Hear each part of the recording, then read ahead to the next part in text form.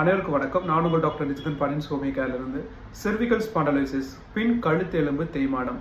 பொதுவாக இது டீஜெனரேட்டிவ் சேஞ்சஸ்னால வரும்னு சொல்லுவாங்க. வயது முதிர்ச்சி காரணமாக புது செல்கள் உருவாகம் இருக்கும்போது நம்மளுடைய எலும்புகள் எல்லாம் வலுவடைந்து அதன் மூலியமா நம்மளுக்கு பிரச்சனை வரதுக்கு வாய்ப்புகள் இருக்கு. ஆனால் இப்போ இருக்க காலகட்டத்தில் இளம் வயதினருக்கே தொந்தரவு வருது. இதற்கு காரணம் நாம கொடுக்குற அழுத்தத்தினால தான். பொதுவாக நம்மளுடைய ஸ்பைனல் கார்டு தண்டுவடத்தில் 2 எலும்புக்கு நடுவில் டிஸ்க்னு இருக்கும், மிருதுவான ஒரு பொருள். இது நம்மளுடைய ஸ்பைனல் கார்டை பாதுகாக்கிறதுக்கு ஒரு முக்கிய பங்கு வகிக்குது. இது விலகிடுச்சு அப்படின்னா 2 எலும்புகள் உராய்வு ஏற்பட்டு தேய்மானம் வரதுக்கு வாய்ப்புகள் இருக்கு. இது யாருக்கெல்லாம் வரும் பார்த்துட்டோம்னா, ரொம்ப நேரம் கணினியை வேலை பார்க்குறவங்களா இருக்கட்டும், அதுக்கப்புறம் பெயிண்டிங் வேலை பார்க்குறவங்களா இருக்கட்டும், இல்லை துணி துவைக்கிற வேலை, இந்த பிளம்பிங் வேலை, இந்த மாதிரி பார்க்குறவங்க, அதிகமான கைகளுக்கு வேலை கொடுக்குறவங்களுக்கு இந்த தேய்மானம் வர்றதுக்கு வாய்ப்புகள் அதிகமாக தான் இருக்கு. ஹோமியோபதியில் இந்த மாதிரி தொந்தரவுகளை எளிமையான முறையில் சரி பண்ண முடியும்.